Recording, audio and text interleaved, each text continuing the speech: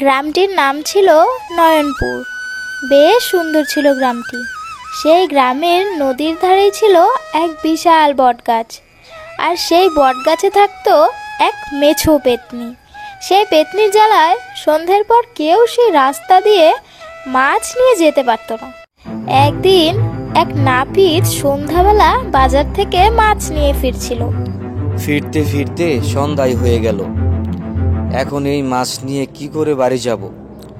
ওই মেছো পেতনি তো টের পেলে সব মাছ নিয়ে নেবে। এক কাজ করি, মাছগুলোর উপরে আমার গামছাটা দিয়ে নিয়ে যাই।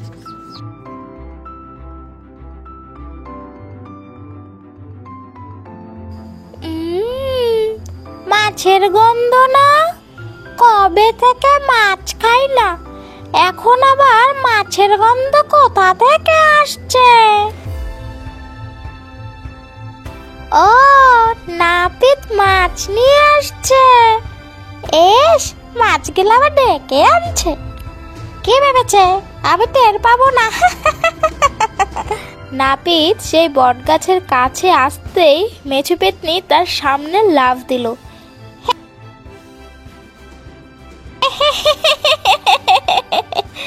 কি ভেবেছিলে আমার নাকে গন্ধ যাবে না? কিসের গন্ধ পেয়েছিস? এই ব্যাগে তো কিছু সবজি আছে। ওই তো মাছের লেজটা দেখা যাচ্ছে। দে, আমাকে মাছটা দে। না, আমি দেব না। যা তো যা, নইলে মাছ তো নাক দিয়ে ভরে দিব। দে বলছি মাছগুলো, দিবি না তো? এই বলে পেতনি ব্যাগে সব মাছ নিয়ে বটগাছের সব থেকে উঁচু ডালটায় গিয়ে বসলো। মাছ, কি মজা! হায় হায় রে, আজকে তো বউয়ের ঝাপটা খেতে হবে। এই পেতনির জ্বালায় আর বাঁচি না।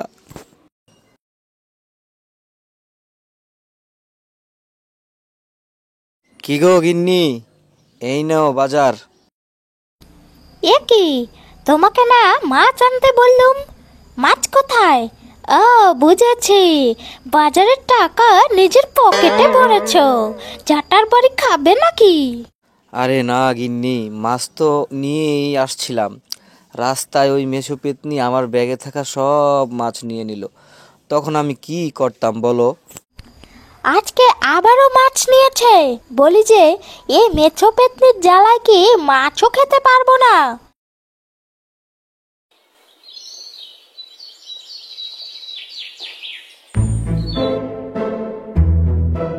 ও হরিদা, কাল তো ওই মেছো পেতনি আবার মাছ নিয়ে নিল।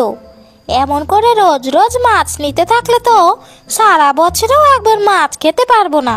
কি আর বলি দিদি, এই তো সেই দিন বিয়ে বাড়ির জন্য মাছ নিয়ে যাচ্ছিলাম।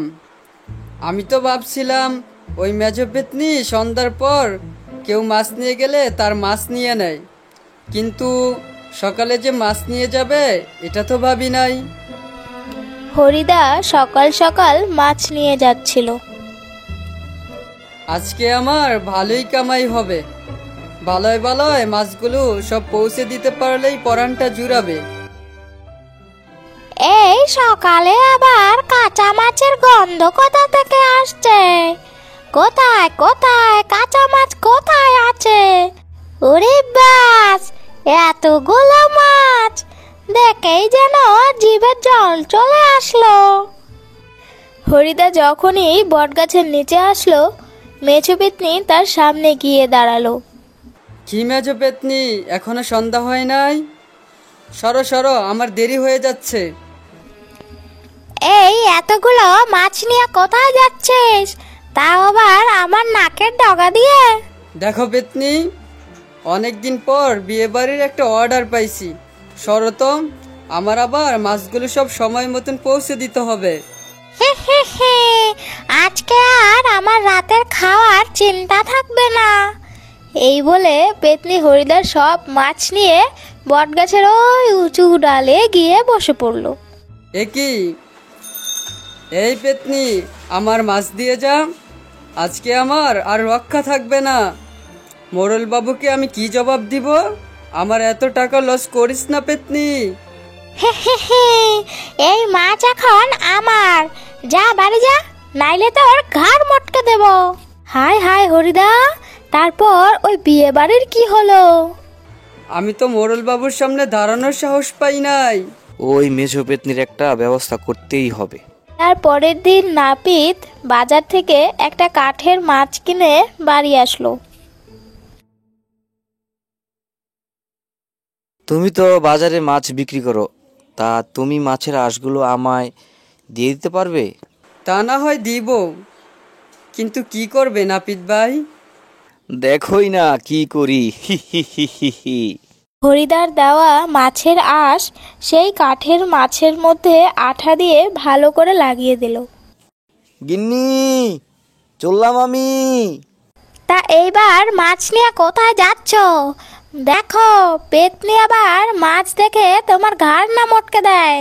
হি হি হি হি, দেখোই না কি হয়।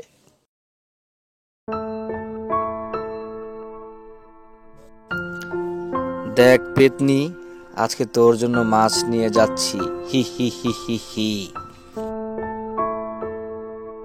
কাঁচা মাছের গন্ধ, উফ, এই কাঁচা মাছের গন্ধ নাকে আসলেই নিজেকে আর সামলাতে পারি না।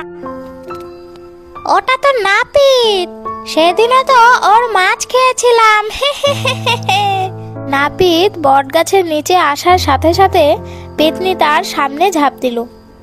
ওরে বাবারে, এই রাস্তা দিয়ে তো দেখছি একদিনও মাছ নিয়ে যাওয়া যাবে না।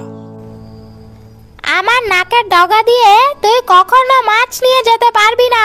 আরে পেতনি, আমাকে যেতে দে, এই মাছটা অন্তত আমাকে বাড়ি নিয়ে যেতে দে, নইলে গিন্নি আজকে আমাকে আস্ত রাখবে না। পেতনি তার কোনো কথা না শুনে একেবারে উঁচু ডালটায় গিয়ে বসলো। ওরে ওরে পেতনি, আমার মাছটা দিয়ে দে রে পেতনি। হে হে হে হে হে, যা ভাগ এখান থেকে, এই মাছ তুই আর পাবি না। নাপিত সেখান থেকে চলে যেতে থাকে আর মনে মনে ভাবতে থাকে, এই মাছ তুই কেমন করে খাবি, এটা তো দেখতে হবে। কাল আবার আসবো পেতনির মজা নিতে, হি হি হি হি হি। এই মাছটা এখন রেখে দেই, রাতের খাবার হয়ে গেল আমার, একেবারে রাতেই খাবো। পেতনি সেই মাছটিকে তার জাদুর সাহায্যে একটা ছোট পুকুর বানিয়ে সেখানে রেখেছিল, যাতে মাছটা তাজা থাকে। কই গো গিন্নি, কোথায় গেলে? এই তো আসছি। তা ওই মাছ নিয়ে যে গেলে, কি হলো আমাকেও বলো। আহা গিন্নি, এত চিন্তা করছো কেন? মজা তো হবেই, সেটা দেখতে কালকে আবার যাব। তুমি কি যে শুরু করেছো, সত্যি ওই মেছো পেতনি তোমার ঘাড় না মটকালেই হয়। এখন তো বেশ খিদে পেয়েছে, রাতও অনেকটা হলো, যাই মাছটা নিয়ে আসি। পেতনি সেই পুকুর থেকে মাছটা নিয়ে এসে দেখে এটা একটা খেলনা। জল লাগাতে মাছের গায়ে যে আঠা দিয়ে আঁশ লাগানো ছিল সেগুলো সব খুলে গেছে। নাপিত আমার সাথে মজা করেছে, এটা একটা খেলনা নিয়ে এসেছিল। দাঁড়া রে নাপিত, আমি তোর মজা দেখাবো, কোনোদিন তো তোকে এই রাস্তা দিয়ে আসতেই হবে।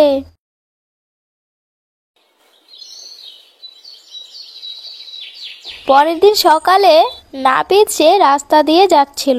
ওই তো নাপিত আসছে, দাঁড়া রে বেটা, তোর কি করি দেখ এবার। পেতনি নাপিতের সামনে গিয়ে দাঁড়ালো। কি হলো কি, ওভাবে দেখছিস কেন? তুই কি জানিস না, আমি একবেলা না খেলে আমার শক্তি থাকে না। হি হি হি হি হি, আমার তো কোনো দোষ নাই।